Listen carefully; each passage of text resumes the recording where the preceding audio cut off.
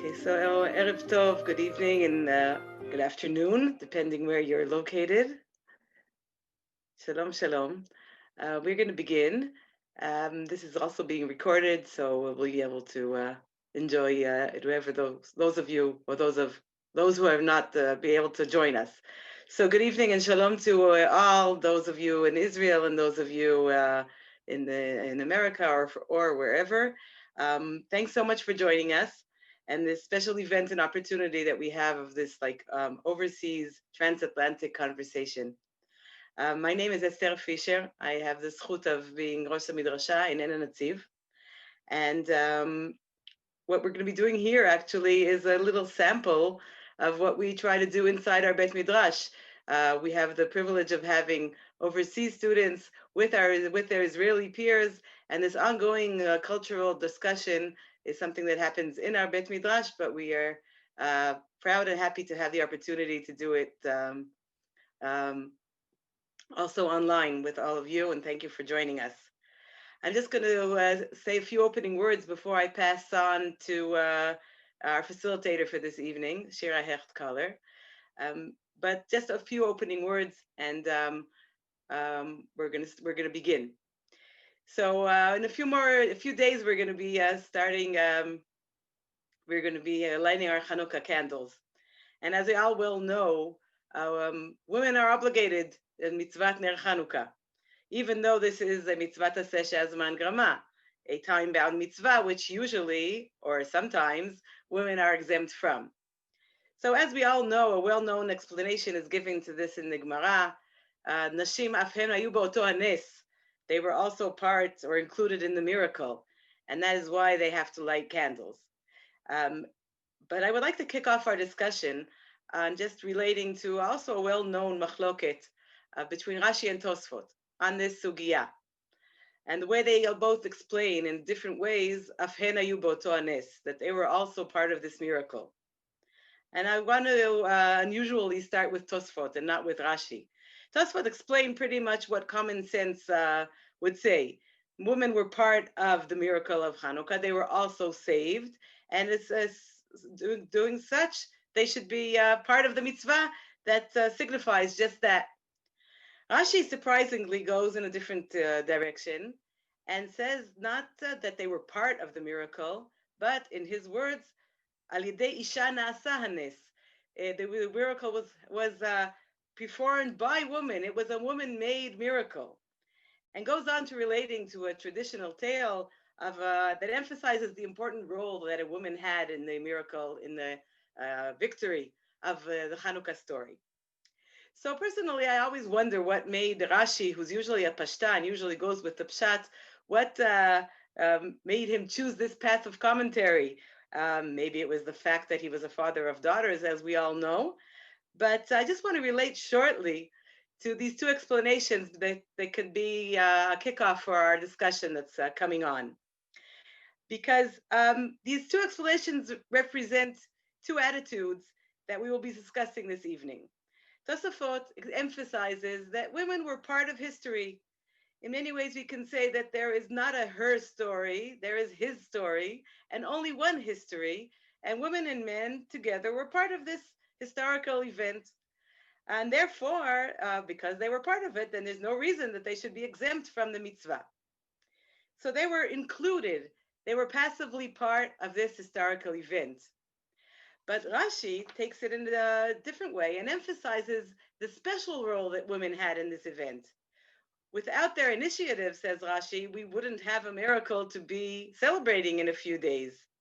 So there was a new unique active role in these historic events by women. They didn't sit around and wait to be saved. They made the miracle happen. And actually, only due to these special circumstances, tells us Rashi, are they required to do this mitzvah. If I may, in Rashi's view, only if women play an outstanding role, they will be part of the crowd and they will be mechuyavot.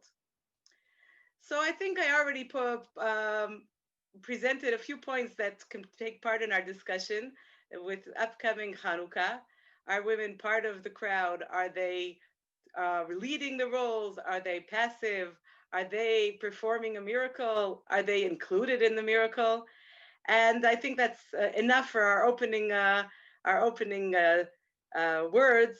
And I am pleasantly honored to pass on the lead from this point to Shira Hechtkaller over there in the United States, the educational director of 929 English, and also a dear friend of mine. So I'm very happy to have her here, and thank you in advance, Shira, for taking part in this evening or day. Of course, absolutely. Hi, everyone. It's good to see you. It's wonderful to see you all. Good afternoon, good evening, good somewhere in between, depending on your time zone. I'm Shira Hechtkoller, an educator. I'm currently in New York City, in Queens. Thank you, Esther, for orchestrating, inviting me to facilitate this most critical and important conversation. And as I sort of look into the Zoom room, I'm so delighted and very humbled to see both teachers, mentors, friends, colleagues, and students, hi Tamar, which for what promises to be a very rich and fruitful conversation today. Just a word on format as we jump in. In just a moment, I'll introduce each of the participants to the conversation, give some brief bio sketches, then we'll be posing questions. Each participant will have a few minutes to engage in an answer and then engage in dialogue, after which we'll leave some time for questions and answers. Our aim is to be done, obviously, by 2:30 New York time, 9:30 Israel. If you need to pop out early, no worries. We actually know a lot of people can't be here today. They told us, so we know that this recording is going out to lots of people. So if you have to leave early, just pop right off. That's fine. And one just sort of note of Zoom etiquette before we start. We, of course, invite everyone to turn on your cameras so we can bridge the distance and limitations of distance. But of course, you don't need to, but that invitation does stand. And I guess just please remain muted throughout. The chat box will be open. We'll be looking at it and curating some of those questions at the end when we open for Q&A. So I just want to start to, honored to introduce our panelists and conversationalists really for today. Rabbi Dr. Esther Fisher. We'll run through the bios. There's a lot here. I don't want to miss it, but I might go a little fast for time's sake. But I think every title matters. Esther is a graduate of the first class of the Midrashah in Netziv in 1986. She teaches Talmud, rabbinic literature, and gender studies. Her master's is in Talmud from the Hebrew University and holds a PhD in gender studies from Bar Ilan University. She's one of the founders and instructors of Nigun Nashim, a Beit Midrash in Oranim, graduate of the Israeli Rabbinical Beit Midrash of the Harman Institute, together with Midrashah at Oranim. And she's a member of the rabbinical organizations Beit Hillel, Torah Chaim, member of Kolech. She lives in the kibbutz of Meirav, married to Benny, and is the mother of 5 and grandmother of 3. Maharat Avital Engelberg is the director of spiritual engagement at Congregation Bet Shalom in Providence, Rhode Island, and she's a Ramit at Midrashet Ein Hanatziv as well in Israel.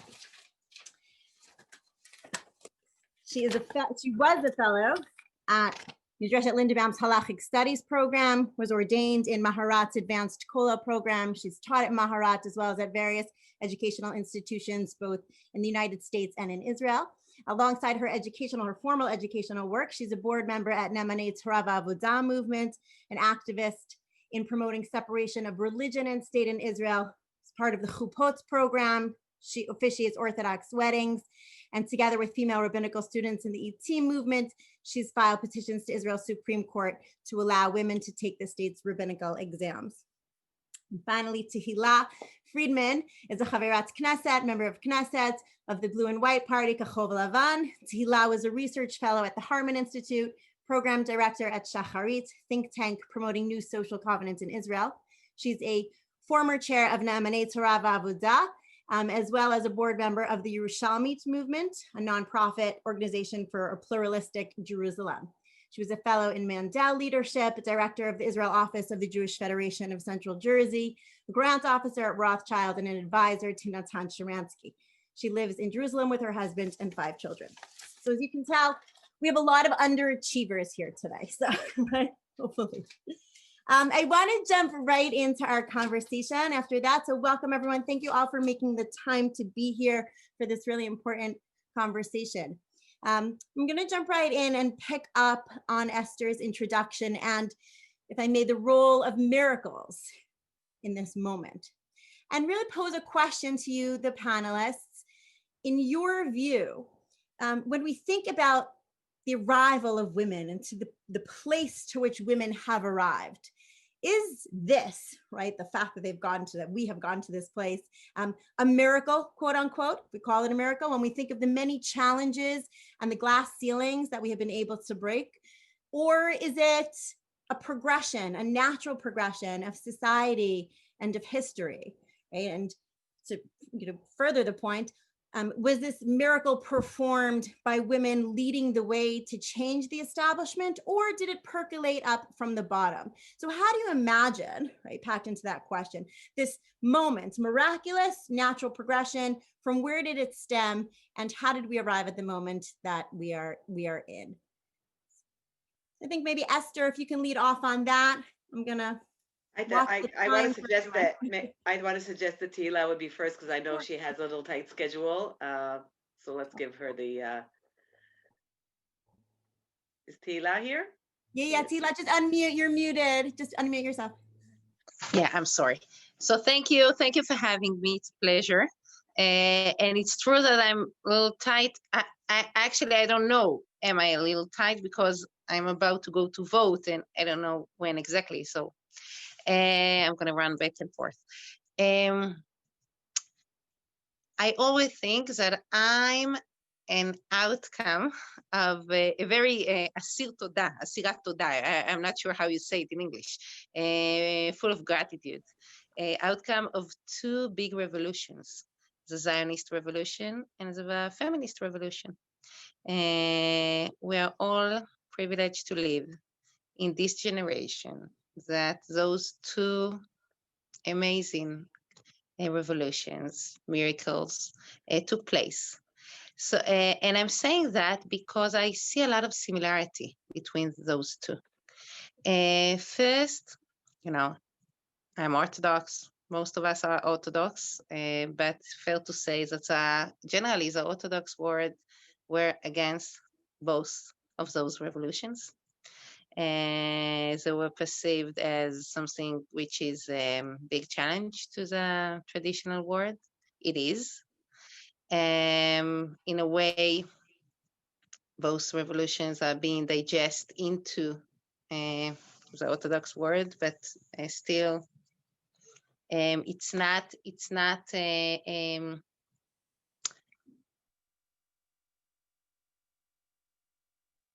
In my kindergarten, we sing על הניסים ועל הנפלאות אשר חולל השם למכבים. כן, the words are על הניסים ועל הנפלאות אשר חוללו המכבים. It's a very famous Israeli song.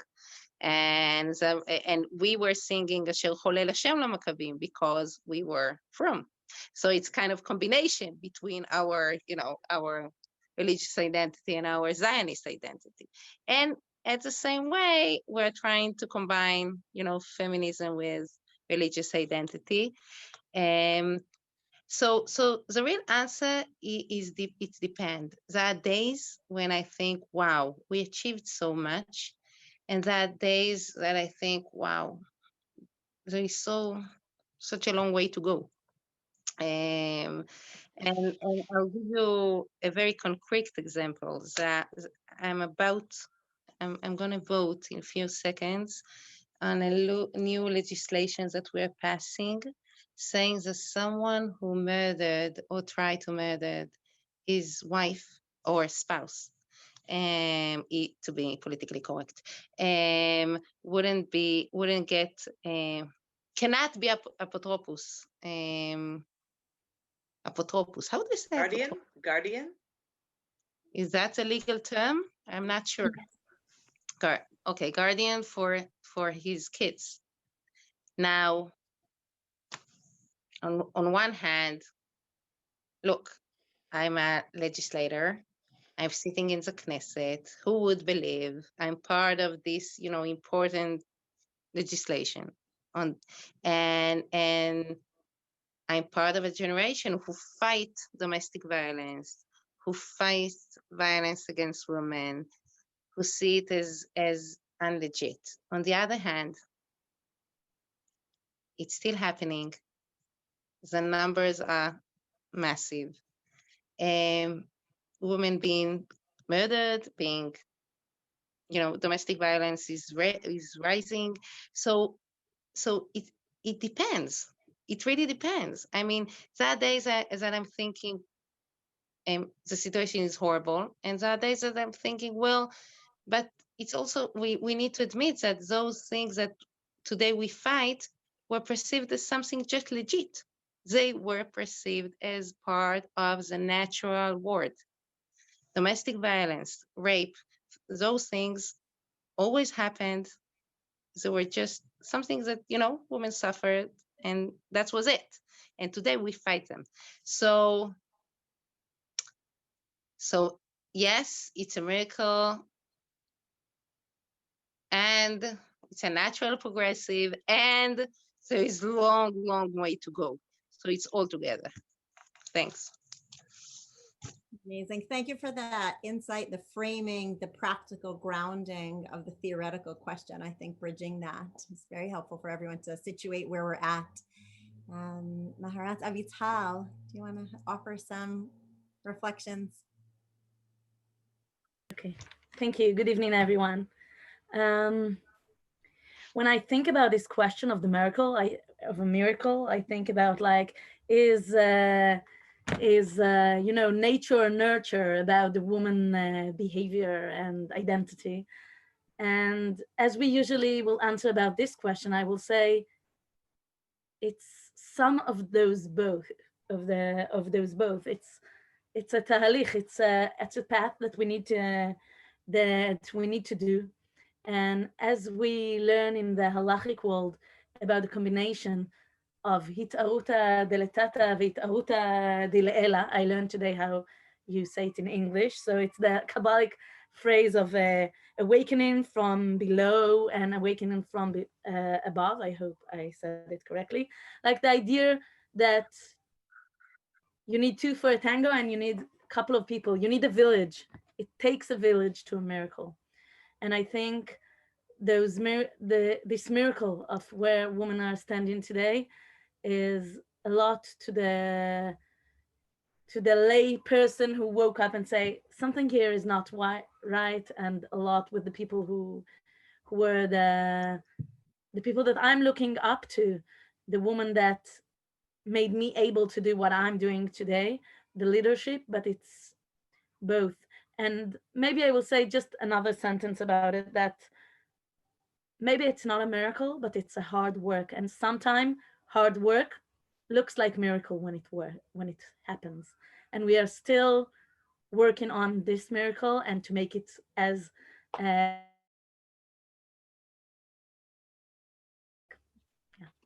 more right. Thank you. Thank you. Thank you for that blending of perspectives.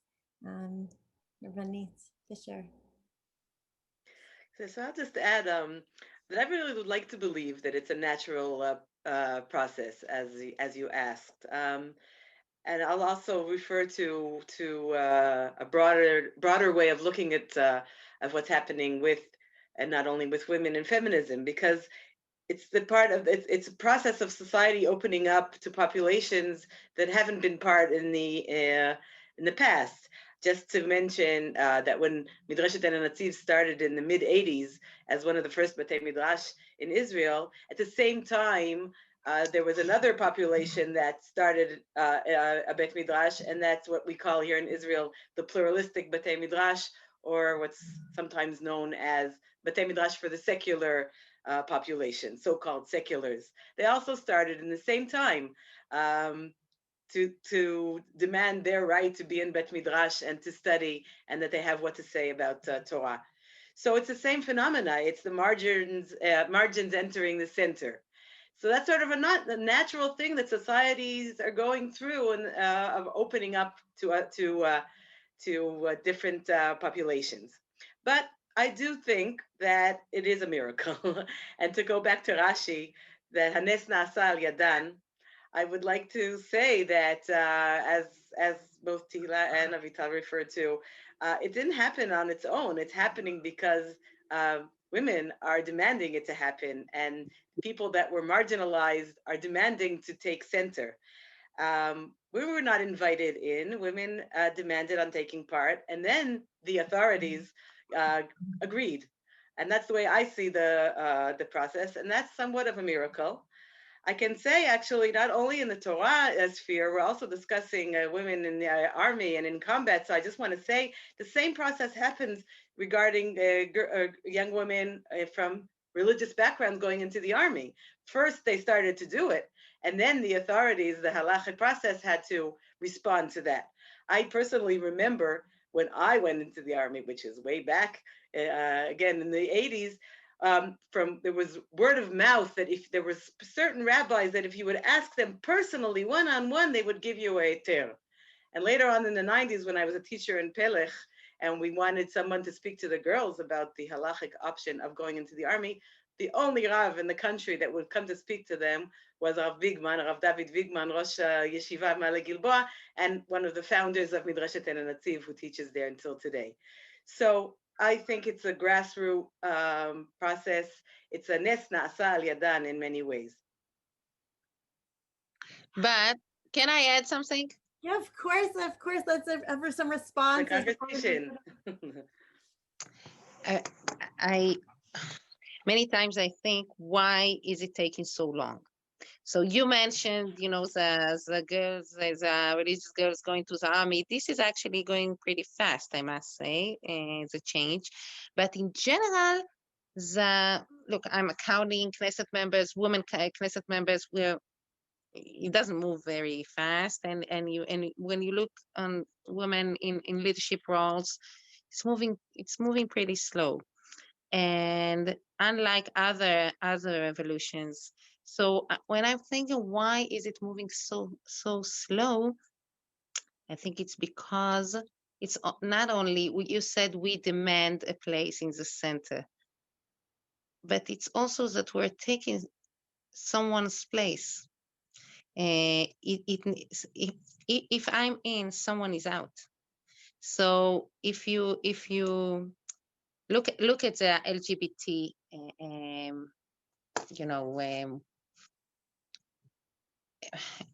effort to get to get to the center, but they don't take someone else's place. So it is much easier. There's a threat here of what is family, but it's not it's not like, okay, if there's a conference and the speakers used to be only men and now there will be half women, so half of the men wouldn't speak. Or if I go to Lane, it sounds primitive, but think about it. If there were 7 people who go, Olim La Torah, and now half gonna be women, so there's a half that need to give up their place. And it sounds ridiculous, but there is a big truth behind it. And it makes it a very, very, very hard and slow change. And if we wouldn't have men fighting near us, with us, for us, it's not going to happen, because someone need to give up. Yeah, I want to pick up on some of that, right? Some of that thought, along with something that Avital mentioned in terms of nature versus nurture, because I think it leads us to think about the structures, the systems, and the placement of women in the conversation in a bit of a different direction. And I want to touch on the question of heterogeneity, right? And I will pose to you, and I think this really relates to Hilat, to what you're saying as well. To what extent could we have people give up their seats for a better norm, for a better whole? And I'll pose the question this way, right? Do you personally think that there is a distinctive way of women's way of learning, right? A women's way of poskening, a women's way of engaging in the political arena, of a women's warfare, right? And does the entry of women into these spheres fundamentally change the sphere? If yes, right, how so? And what are the implications of that? If no, then it obviously leads to the question of, why would someone give up their place at the table for a woman to enter into the conversation, right? The idea is that if there is sort of a distinctive feminine female way, then we would want that as part of the aggregate. But if not, then what would be compelling or propelling somebody to give up their space? So it's a larger question that touches on some of those themes, but offering that as an opening for just reflections on heterogeneity. Who was going first? Maybe Avital, do you want to start, because you offered the ideas of nature versus nurture. Is this a distinctive women's question? Is it not? So I think it extends from that. It's not the exact same question, scientific question, but it does flow from that. Well, I will say two things, and first, one of them is just to continue to what Rabbanit Esther said at the last question, that if you are coming after you were absent from the talk, like when we are starting to have the halachic discussion without women for all of those years. So when a woman gets into the discussion, even if men and women have just the same tchunot, the same ideas, the same view of life, everything, but the fact that they were absent from the conversation make their talk different. I hope that that I'm saying it clearly enough. But I think that that's the first thing, that I think that I hope that when we were absent from the conversation, and hopefully we are, I won't say starting to get into the conversation, but we are definitely not all through the conversation, but this idea that we are coming to the conversation, I hope that it makes our eye be also regisha, like that we can remember that there are other people who are not in the conversation, and to be aware to him, because like to remember that we just went out of Egypt. That's like the idea that I'm thinking of. And I hope that we can continue this different eye, even in just in the sense that we are bringing new voices that weren't there till now. And the second, we say usually in feminism, like, I know that there is like a range of equalities for men and women, and there are some qualities that are more likely to be in a for women and not for men, and those, I don't know, empathy, empathia. Sorry. That's Hebrew. Yeah, I know, but empathy. I'm trying to remember if that's the word also in English. I'm sorry, I had a baby a month and a half ago, so I will take this ticket, and because of that, I have a good excuse to my English. But I do think that it's not just that we are new in the conversation, but now we see in the pandemic that there are several leaders of countries that are women, and whatever happens there in their country, in New Zealand, in Finland, are different. And I hope to say that I believe that some of it it is different, that our thinking is different, but it's not necessarily, well, I don't know if in 500 years we won't be just the same. The fact that we were lacking from the conversation made our thinking be different. And as we say on the Hasidut movement that came and gave, and at the beginning of the Hasidut movement, a lot of people were against it, and it gave like a new spirit, a new eye, like a new color to the conversation, to the Jewish conversation, to the religious conversation. So I hope that also our new eye, if you can say that, if you can phrase it like that, will do the same. Will bring chemla. I even check this word. Compassion. Thank you. This compassion and something maybe more, and you see it so much in halachic conversation, like, I don't know, when you speak about nidalors, that just no one asks a woman what happens there, and maybe it will bring something new to the conversation. So it's not just about nida, it's also about ilchot Shabbat, it's also when they are cooking, and so on. So I want to wish us, the woman, that we will still have this compassion eye and this little different view, even in 500 years, that it will be like so regular that we are part of the conversation.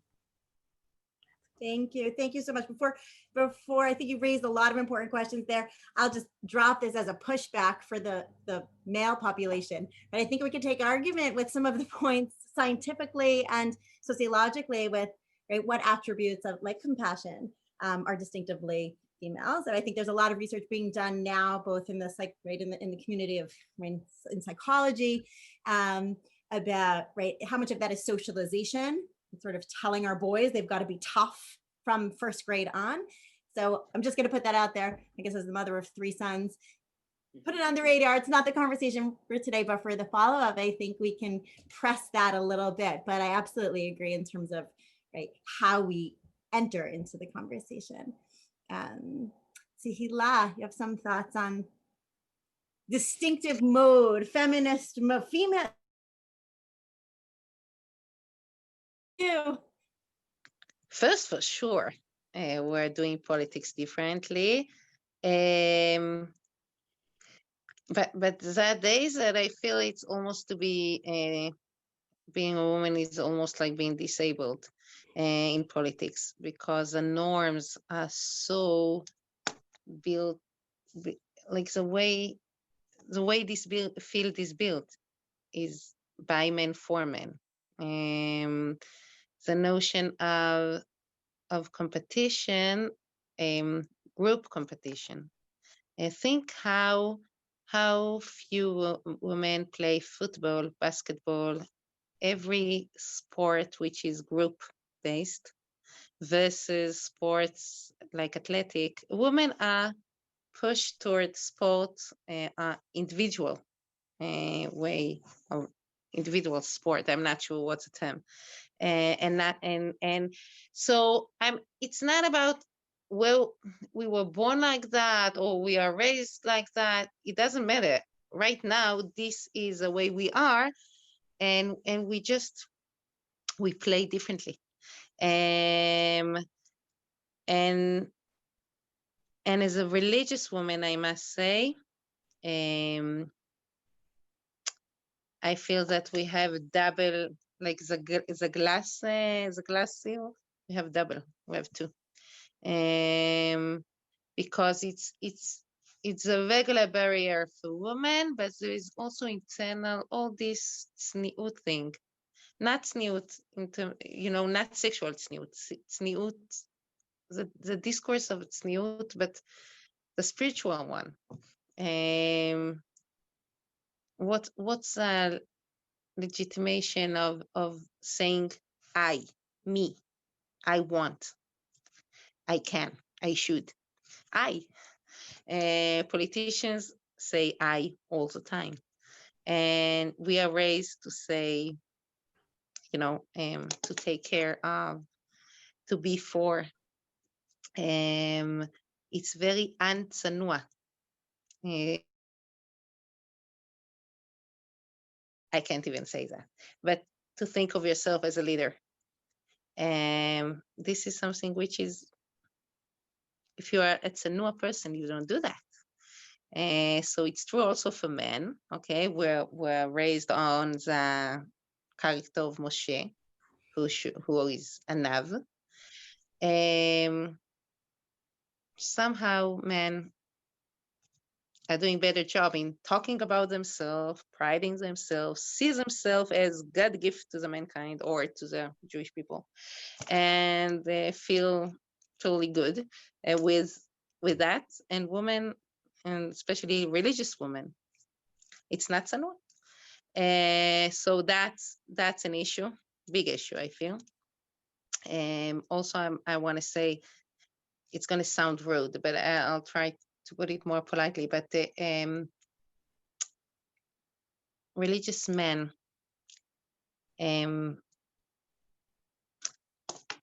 I'll give example. Okay, Ayelet Shaked, who's a very famous Israeli politician. She was the head of the Yamina party, like the Orthodox, modern Orthodox party, kind of. She was not born and raised in our world. And it's not accidentally. She couldn't be who she is had she grew up in a religious education. And religious men were 100% good with her, but they would never let someone from their gang to be in her place. You know, there are things that are legit for secular women, but not for our women. Our women should be tzanua. So there is a double standard here. Also, a very famous writer, Sivan Rahav Meir. She's not a writer. She's a TV journalist, ultra talented. Defined herself as ultra orthodox today. Again, was not born and raised in our world and could not be who she is. And again, people are, you know, adore her. Would that be as legit for someone from our world to be in her place? There is a double standard. It exists. And that's a double glacier that we need to break. And after...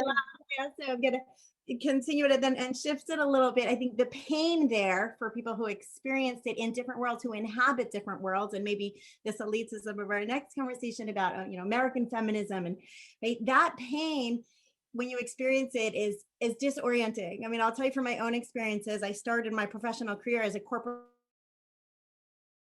global law firm. There was no question that I could sit around the table, right, with the big boys, so to speak, negotiating multi-million-dollar contracts. Nobody questions that. And then I left because my heart was in Jewish education. And the first, right, Talmud shir I gave to a group of a mixed audience, I had a 17-year-old boy say to me, "What are you doing teaching me?" And I was like, jarred, right? My whole identity like crushed inside. Like, how can you go from a place where no problem? And my response to him, because he was a 17-year-old boy, was, "Do you have any problem that I just negotiated a contract for Mercedes-Benz last month that was worth $20 million? He's like, no problem. I said, good. So let me teach you a Daf Gemara, right? Like, you have to bring it into that language. But that like disorientation of living and inhabiting different worlds is jarring. And I think for Americans, you see, it stays the same. I can give a speech on the Knesset podium, and I would work on it quarter of the times, and I would work on lousy Dvar Torah in shul, because Dvar Torah, that's serious, and second, I would never be as professional in that because I have to jump into the conversation and say, and you're saying to us, you have work to do because we are educating this generation. And I think that your words, Tehila, are so important that we will keep in mind when we are speaking for girls in high school, in, of course, gap year, of course, in Midrasha, that this double standard, this double ceiling, we need to say to them, you can do it. And I think that this is one of, I won't say the most, of one of our very, very important things that we need to do. It's not only you can do it, it's yours. It is yours. Nobody let you. Nobody give you. Nobody metzaref אותך. It is yours. Shul is mine. Torah is mine. It's not someone letting me. And yes, there's a pain here because it's painful, because after all those years, it's still there's a fight yet to be won. We're not there yet. Yeah. I want to shift one question, because I know at Ein HaNetziv there's a lot of thinking going on in this regard, and certain initiatives that are opening up in the coming year and years, and just shift the similar line of thinking to service in Tzahal, and sort of just raise and ask the question, how did your service, right, in Tzahal impact the work that you do today? If so, right, if that is the case, and what were the challenges then? How have they changed between then and now? And perhaps how does a year of Torah study before Sheirut Batzava impact, right, the military service and kind of moving forward? So it's a similar strand of, well, are there distinctive female ways of doing things here? Let's move it into the realm of the Army for the Americans on. This is, a different framework, but I think it can illuminate a lot of the way we're thinking about the roles we inhabit. Esther, do you want to open with that? Yeah, sure. Thank you for that great question. I'm still like profounded from what Hila just shared with us, and I agree. It's painful, and it's really something we have to regard to. But I'm going back to your next question. First of all, I want to say that these two, like I would say, identity cards of Midrashet and Natziv, and not only us, but I think we were the ones that were there first. The acclaiming serious learning in any area of Jewish literature, along with Milechatchila, army service as a part of our Zionistic responsibility. These two things are deeply connected, because in both of them, it's the idea of we're not sitting on the borderlines, we're reclaiming our role. One of them is in the sphere of Jewish learning and Bet Midrash and being a Jewish leader, and the other is our Israeli identity and our mission in Israeli society and nationality. So women are no longer willing to be bystanders, both in Bet Midrash and both in army, and they want to be on the field and part of the game. And I think it's deeply connected. So that's one thing I want to say, and I think that in that way, the idea of spending a year in the Bet Midrash before your army service is not only, of course, a spiritual and like journey and finding your spinal cord and your identity, but it's also taking responsibility and claiming your space first in Bet Midrash and ongoing into the army. So one more thing I want to say about the army issue, because I think way back, this is like, I think I'm the oldest one on this panel. So when I was in the army, it was like way back. But I had it easy because back then it was clear that if you are a religious girl going into the army, then you're going to go into education. There's no question. Okay. And that today these young women have so many options of where they're going to do their army service. And that can be pretty confusing, including something that's very talked about now in Israel, in elite combat units. And I must say, and I'm going to say this briefly, that this question that's going on, or discussion that's going on here in Israel about allowing women to be in these elite combat units, it really challenges me, and it challenges the feminists in me. Because on one hand, the liberal feminist in me will shout out and say, of course, there should be no option closed for women.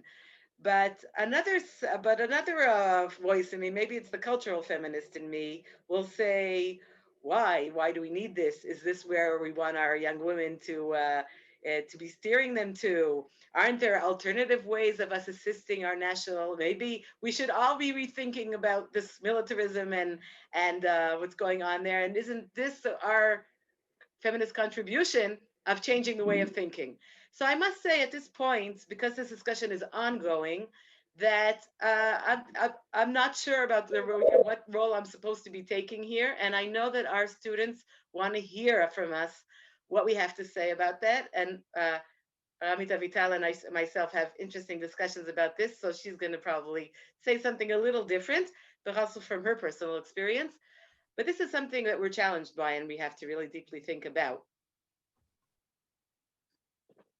Yeah, well,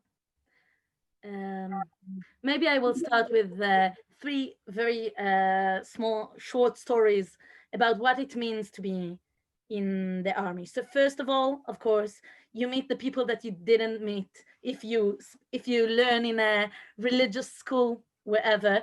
So you didn't meet them on a basic level, like the secular world that usually, I know I met a woman in my course. I was a tank instructor almost 20 years ago. And I met a woman that saw my siddur and my prayer book, and she didn't know what it is. And for me, it was shocking that there are people that like have no idea about it. But and another woman who talked to me while we were in the course, when we are learning, and she said, and it was like a theological conversation of 2 minutes, that she said, well, you are the religious people. It's much easier to you to do things in the army because you are regular. You're used to do things without knowing why you are doing it, just because of someone told you to do it. So it's like the army. So it's easier to you to do it. And it was, I was shocked, and it was really like a theological conversation, but it took 2 minutes because that's what we had. But the most, I think, interesting thing in this sense is actually to meet the other religious people that are in the army, because I didn't know so much the Masorti movement, but also people that were like from my areas of learning. And I live in center of Israel, and they were in yeshivot, and they came to the army, and they saw me, and they say, why are you there? As a religious person, like a religious to religious person, we had those, it means that you are not. Or we were 3 religious women in our course, that it's a lot, especially back then. But then they said, oh, but you're fasting and she's not fasting, and you are with pants as she's with skirt. Like everything were mixed, and people wanted to understand it better. But I think it's only a mirror for ourselves. We want to understand it better, and maybe that's why I think that the most important thing for a person in Israel, or whoever goes to the army, to do a year before, it's not just that you will know how to answer those questions to the people who ask them, because those questions are raised when you are out of your safe zone, and then you need to answer them for yourself, not for the other. Or you just need to know that there are questions that you don't know the answer, and how to react to this. So that's one of the important things, I think, that there is in a gap year, and of course in a midrasha specific. Also, the army raises other questions, as Rabbanit Esther said. That's the main body for like shaping the civil society. And then you meet as a feminist, it's not easy, because the army is, well, 20 years ago, and I think also now, is not that feminist place. And another thing, it's I think that religious and state, all of those questions, the first time I met them was in the army, that a week or even 2 weeks before Pesach, everyone had to stop eating bread because we need to clean for Pesach. And people that are not Jewish can't have pita bread in their locker, in their personal room. And those questions also raise, like, the army is kind of microcosmos of all of the Israeli society. And because of that, I think that a lot of things that I'm doing now, my best friends that came from the army and now are part of who I am, also are part of what I'm doing, and like religion and state, and the question of pluralistic Jewish awareness, and not just in the Israeli society. So all of those, I'm sure that the army did a tremendous impact on me for what I'm doing today. Thank you. Thank you. I think, yeah, if we can paraphrase that, the army in many ways like reveals the bones, right? The x-ray of a society and a community, particularly so in Israel, less so in other armies. And so that then extends with you, right? If you want to really understand a society, that's right, that's the moment. And how do we make sure that we have fair representation of women and religious women in that? Tehila, one last point, and then we'll open up to a few questions. Thoughts on Tzava? I was not in the army, I was in national service, and survived too. Look, I want to say something in general, not about women, not about what's the impact of the army on women, but what's the impact of the change on men. Only last week, 3 important rabbis, I brought them to speak to Minister of Defense, as the issue was what's going to happen now when the Israeli army includes many more women in roles that they were not before, and there's a clash between the existence of women to the yeshiva bochers, the benishim, the soldiers from yeshivot. And there was a point when one of the rabbis said, we are not willing to be, you treat us as people with special needs. It's not acceptable. And I thought, wow, they used to be the mainstream and they were women somewhere there. Now women become part of the mainstream, and where does it put them? They become people with special needs. Now, who are they? They are my friends, soon my kids. I mean, it's not them, it's us, but also the women soldiers are us.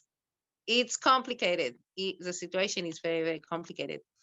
But yet, I think there's something to be said about moving from being the mainstream to be people with special needs. People who used to be Ezrat Gvarim and all of a sudden see the word from Ezrat Nashim, kind of. Yeah, it's like it's dramatic change, and it's going to change. I mean, it's nice to see, the positive impact on our girls, but there's a thought that we need to give what's a general impact of our society, and it's not a question. I mean, it's not reversible. This is a direction, and we need to face it. Thank you. Thank you. I'm so moved by the reflections that have a theme about the other and a recognition of the other. Now, maybe that's a distinctively feminine way of thinking about it, right? We're less thinking about I, like you said, but actually for the societal whole, right, and the health and the fabric of that society, we do need to think about, right, whose place we're taking at the margins and what that means for the collective. We have just a few minutes, so I wanted to open up. I have one final question if we have time for, but I first want to open up for some questions to any of the panelists, to all the panelists, to me. If anybody has a question, you can just either write it in the chat if you are inclined, or if you want to just unmute and jump right in, you can do that. We'll give a moment. Any questions or comments? I have a comment. Hey, Tamar, of course. Hi. A lot of the things that were said really reminded me of things that I'm learning in school. So I went to bring this book that you're learning. It's about home studies and Jewish religious boys and girls who aren't doing 5 Yechidot Gemara need to learn this book. And we recently learned about head coverings. And my friend told me, well, this entire book I've been waiting and waiting for a women's opinion. And I thought, here, head coverings. They're going to bring a woman to talk about how it feels to walk around with a head covering. And they didn't.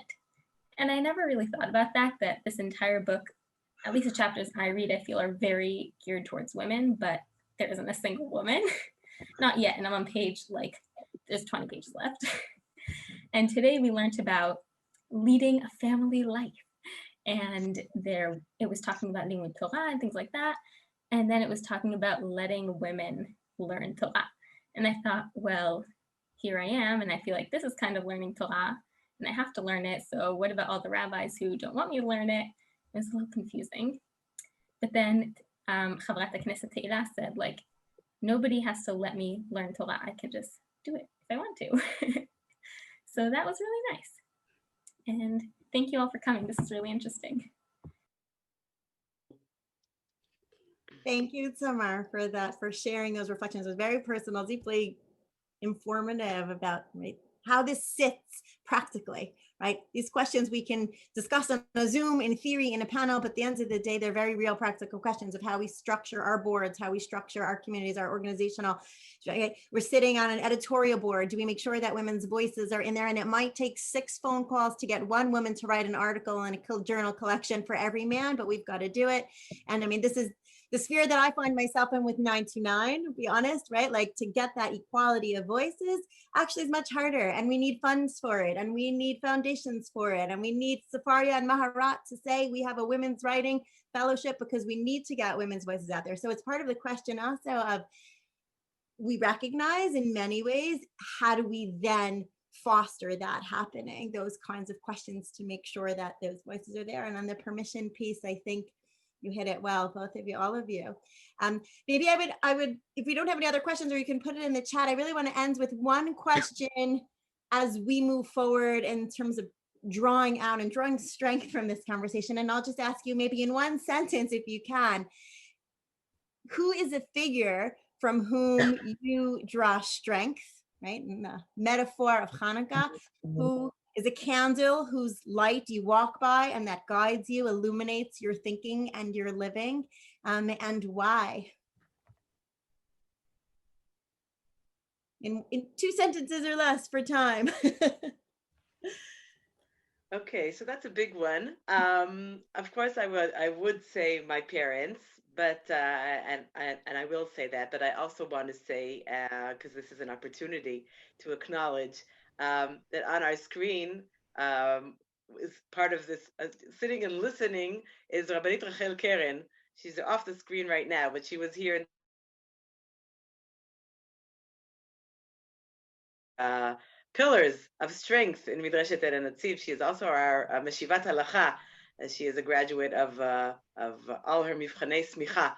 So I just want to say and acknowledge that I get a lot of inspiration from my students, from my colleagues, and specifically I want to acknowledge Rabbanit Rachel, who has been part of this journey of feminism and learning, who is an inspiration for us all. And I'm so honored that she was part of this discussion. She was sitting and listening, which is such a feminist thing to do, to be able to just be there with us. So I want to acknowledge that and thank her for being here. Beautiful, thank you. Tehila, want to go up next? I don't know, there are tons of people who are, lighting the candles for me, who are candles for me. I visited Ben Gurion house last week. And he, for me, if I need to mention 4 important Jews, the most important Jews in history, he would be one of them, together with Moshe Rabbeinu and Rabban Yochanan ben Zakkai and Ezra Sofer. Seriously, that's the level I think of him. And what amazed me was he has 20,000 books in his house. He read most of them. And, he was prime minister. He was minister of defense. He was the leader of Jewish agency. He was establishing almost everything we had. And he was learning and reading and reading and learning. And now it's not feminist, it's not nothing, but it's something that I'm, from Thursday, I'm thinking of it. He did so much, and he was learning and reading and reading and learning. Just I wish it's something I'm looking around me in the Knesset and I'm thinking, are we ever going to get those kind of leaders again? So I'm not sure, it's not in the, I had to think of a woman, of something, but just I keep thinking of Ben Gurion in the last few days. So I'm just. I love it. I love it. Thank you. A great image to hold with us. And Avital. Well, I would say that a lot of time people think that we are like doing things that are the cutting edge, but we are also part of history. And it's a very feminine thing to say, who is your role model? And to say, well, I have several. So I will say that one of them is my father, but and the other two is Bruria from the Mishnah time, the first serious maybe Torah learner who needed to push there very hard and to be in a very certain character to be able to do it. And till Rabbanit Malka Piotrkowski, that were my first serious teacher that told me that ma'or panim, that to be nice, it's the most important thing to be for Talmid Chacham. And I think this combination make us also remember that although we are fighting in a lot of different things, we are still continuing a good masoret, a good tradition for our mothers. So, Be'ezrat Hashem. Beautiful. Thank you. Thank you. I think as we close, I think of sort of the moment that we're in, right? The pandemic moment, which has shifted and radically altered our world so quickly, but it also offers us this time to deeply analyze, right, the structures, the systems, the hierarchies, what is happening to women in the professional world, in every realm, inside the house, outside the house. And it's so quick and it's so dramatic, but it does also offer us this time to say, let's pull in and actually do a deep view of the X-ray moment of this kind of apocalyptic moment. And in much the same way, I think, we talked about the speed of the feminist revolution and all its different iterations and different waves. And there were some comments of saying that, oh, it's been a slow process. But actually in the arc of history, it's been quite fast, right? When you think about the past few decades. And in the religious community, certainly religious community in Israel, and I mean, I'm not grounded there, but I have a tentacle there. It's been radically fast. So I think that also offers us the combination, the moment that we're in of saying worlds collapse and shift and move so quickly. Do we take the time to say, step back for a moment and actually let's offer our own perspectives on how this happened, where it came from. And when we're in the process, you don't always have that opportunity. But I think now, given the structures dissipating, and to take a step back and do a deep dive into the underlying systems and how they've evolved and changed. And particularly with Hanukkah, something that is upon us, a public holiday that this year in particular will be much more internal and much more private. And so it's an opportunity and a chance to reflect both in terms of our religious existence and awareness and our general kind of universalism, global citizens of the world, to say these things that are often so public and so shared in the army, in the vibrant Beit Midrash, in the Knesset. Actually, sometimes we need to, and we have this chance now for men and women equally to pull it in and kind of internalize in a very private and sustained way at the moment that we're in. So I just want to thank you. For me, I had the easy part here. I was just going to facilitate and ask questions, but really there were so many nuggets and so much to think about on many, many different levels. I will invite everyone who is watching on video, because we will be sending this out to lots of you. I imagine, I'm happy to facilitate questions beyond, since you can offer them in real time. But this is a continuing conversation, a continuing dialogue, anchored in Torah, anchored in the Beit Midrash, and in Natziv, and all our batei, right? Or all our different various iterations of Beit Midrash and our homes. So thank you all for being here. And Esther, thank you so much, Shira. Of course, Shira and Amit Avital and Chavrat HaKnesset Tehila for your time. Everyone have a healthy winter and a Chanukah Sameach. Chanukah Sameach. Bye.